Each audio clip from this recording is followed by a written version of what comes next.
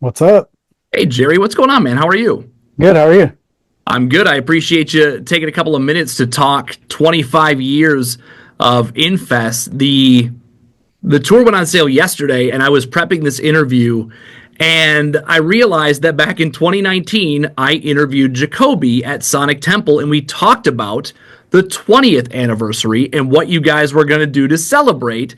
And then, of course, that didn't happen. So here Yeah. we are 5 years later to do 25 years of Infest. So still exciting that you guys get to celebrate. Yeah, it's cool. Yeah, we kind of made the best of what we had, with 2020 and um figured out something to do, I guess, doing the live stream. But it's going to feel good getting out there and seeing everybody's faces, when we do what we're going to do. So, Can I ask how much of the planning did you guys sort of have done with the 20th anniversary celebration, and is what we're going to see next year similar to what you guys had planned, or is it I'm sure it's bigger and better, but is it in the same vein? Did you guys go bigger for 25? Where do we stand with what it was going to be and what it is now? yeah, I think that it's sort of like taking it a little bit further. Um, you know, I uh I got to say, I don't know that we're necessarily going to play the whole album in its entirety, but we're working hard on like crafting moments that will transport people back into that time. And um, it's going to be fun. Like, we're super stoked about it. There are bands that sometimes don't like to look back on the past and don't want to relive certain days, and this is what we're focused on. This is right now. It's awesome to hear how excited you guys are to sort of go back and look back at 2000, look back at that album that obviously has led you to this lengthy career, and to look back on it fondly. Yeah, I mean, really, when it comes down to it, thousands and thousands of bands never really get that thing, and it was kind of a blessing and a curse to have the first thing that we do just blow up like crazy. But it really just gave us the shot. It gave us a shot. So we know that's what people love, and we love it too. It's a moment in time, and we're we're just happy to be able to integrate it into a set and have some fun. You talked about the fact that a lot of bands don't get to this point, don't make it to be able to even celebrate 25 years of an album or 25 years as a band, or whatever. What do you think it is about your band, about Papa Roach, that you guys have been able to have that longevity, that you guys have been able to stay around for so long and stay relevant for so long with really the same sort of core members? What is it about Papa Roach that maybe is different from some of those other bands that maybe didn't make it this far? Well, I mean, I can't really say obviously what goes on in other people's spaces, but it comes down to, I think, sort of a stubbornness, like unwillingness to give up and stop doing what we're doing. We love to experiment. We love to explore, and we've always been that way. And for better or for worse, it's like we have a kind of like an itch that needs to be scratched, and we have our sound, but we also like to try and incorporate new things and change things up. And we want to make ourselves happy, and we hope that when we do that, we make our fans happy.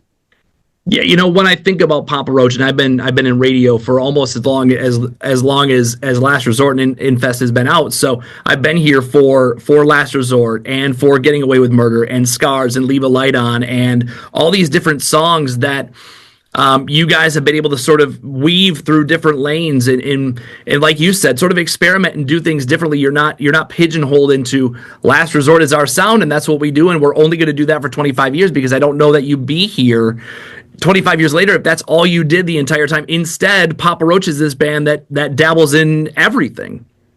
Yeah, I mean, there's like one or two bands that can do the same thing over and over again. Like AC/DC is one of them, and we're not that, you know. And I think that's helped with just like the feeling inside the band, uh, where everybody gets to have their voice heard, and you know, it just growing as people because we're in different places, now than we were back then, and for Jacoby to be able to just kind of write about his life and sort of as it happens, you know. So yeah, we're just doing what we do and grateful that we can still do it.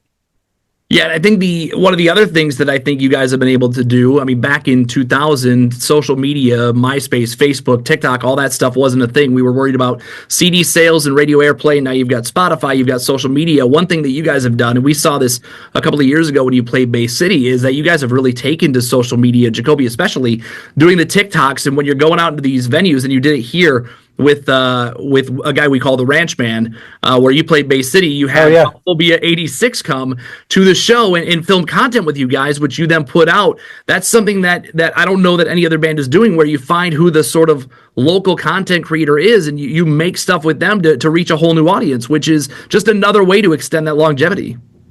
Yeah, I mean, it's sort of a like it's funny because at first with even like Instagram and Facebook, it was like we were sort of on the other side of that threshold where we were a little bit like old men where we were going, no, this is ridiculous. Like we shouldn't have to broadcast, something, whatever we're doing, and every hour of every day.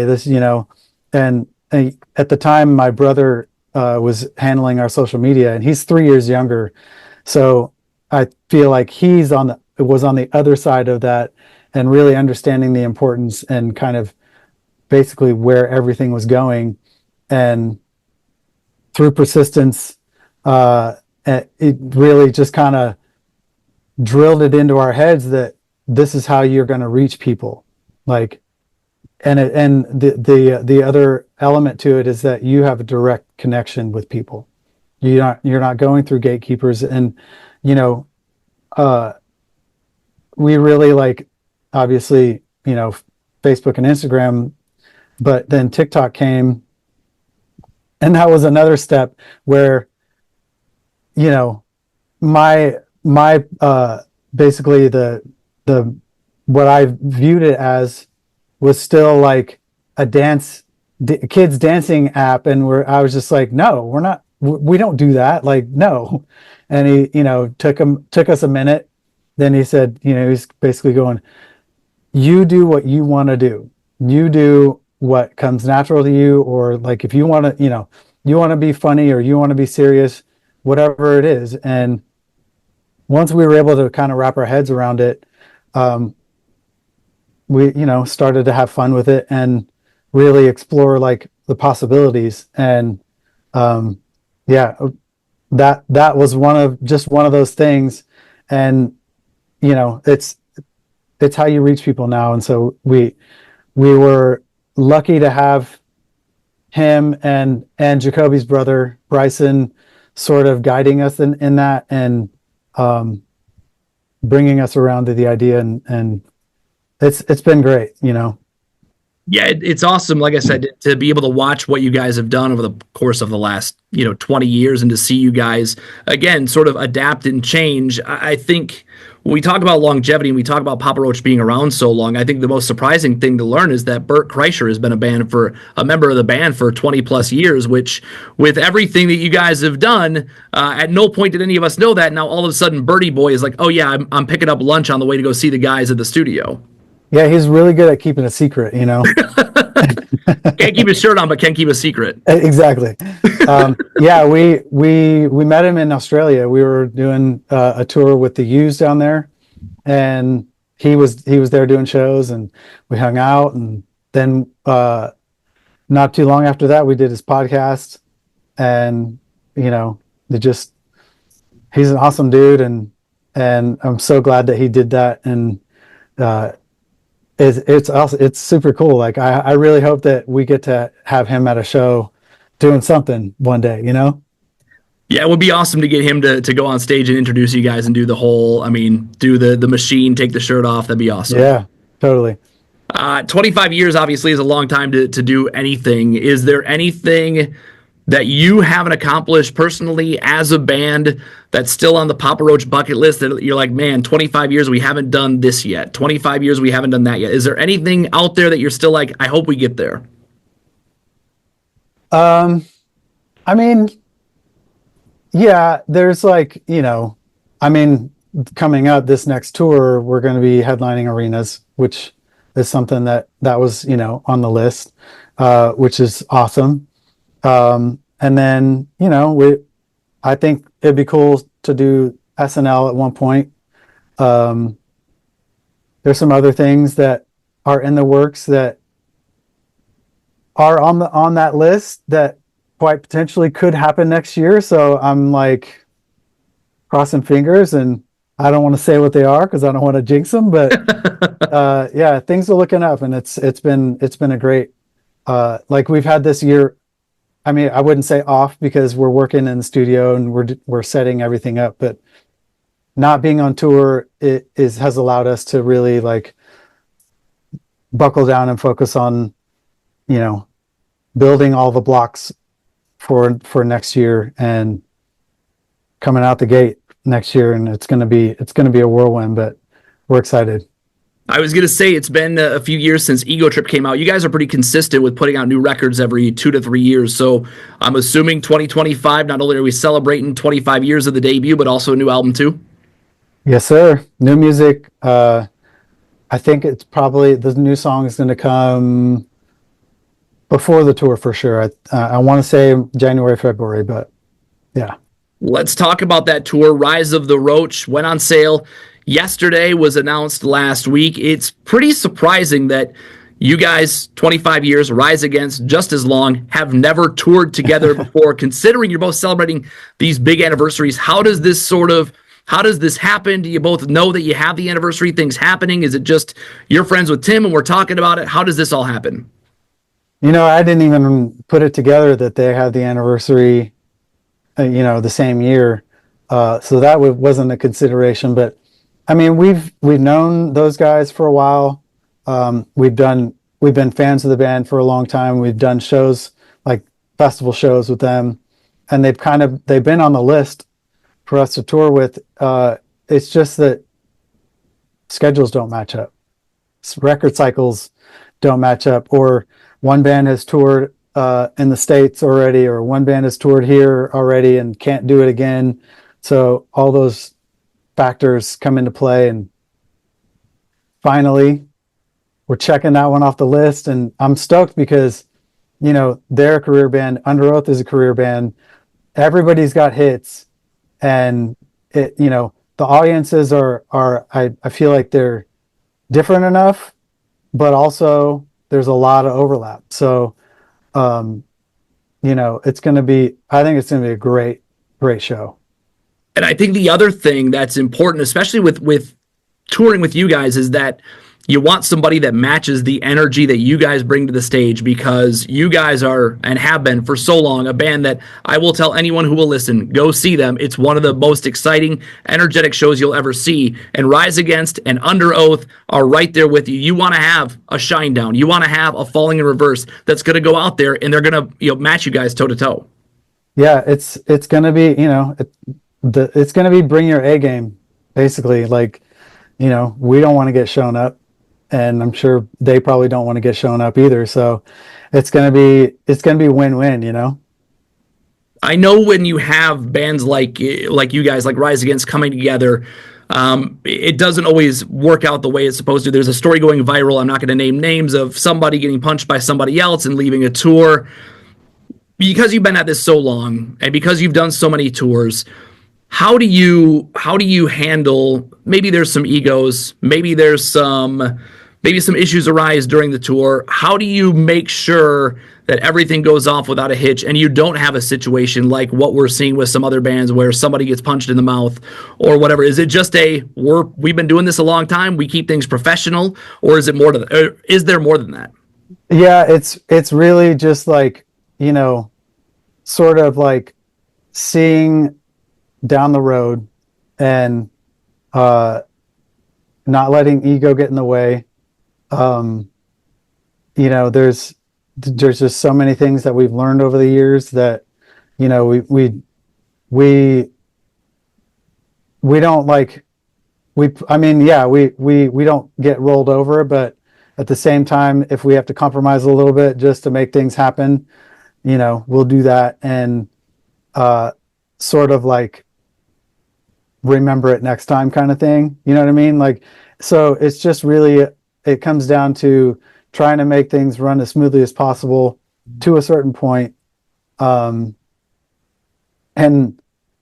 really just, it's all about the show and making the show happen and making sure the fans have a good time. And I know that this tour next year, Rise of the Roach, it's going to be a good time, playing Pine Knob in September. Tickets are on sale right now. You've described this production for this tour as the biggest production you guys have done to date. Can you give us a little glimpse, here's what you can expect? I mean, you mentioned taking people back in time. Is there anything you're doing on this tour maybe that you've never done before? I would say that I think like each of the elements that we're having, maybe we've done before, but never really brought it together in this way. And it's going to be a ride. Like our set is going to be a ride. Like we're not going to have, the traveler wire that goes across the, whatever, but, Jacoby doesn't really need that because he just goes out in the crowd. Yeah, right. But yeah, I can't say exactly all the stuff, but we've been working on this for already like 3 months, so it's gonna be great. You can sort of tell how excited you are because you have like a little smirk as you're talking about like what you've been working on. You don't want to let the cat out of the bag just yet. You just want people to see it. And it's got to be tough to have to sort of sit on these things and wait until people can see them here in a handful of months. Because, I mean, we're talking about a show, at least the Pine Knob show, that's still almost a year away. Yeah, I just got to be a little bit more like Bert and just keep a secret, That's right. That's right. It worked for him for 25 years. Yeah. Jerry, man, I appreciate you taking a few minutes. We're excited to celebrate 25 years of Infest next year with Rise of the Roach. Again, tickets are on sale right now. Looking forward to hearing new music as well. And we are looking forward, I guess, to everything. To you and Bert and everything else that Papa Roach is going on, man. I appreciate you taking a couple of minutes to talk about everything happening in the Papa Roach world. Yes, sir. Thanks for having me. We'll see you soon.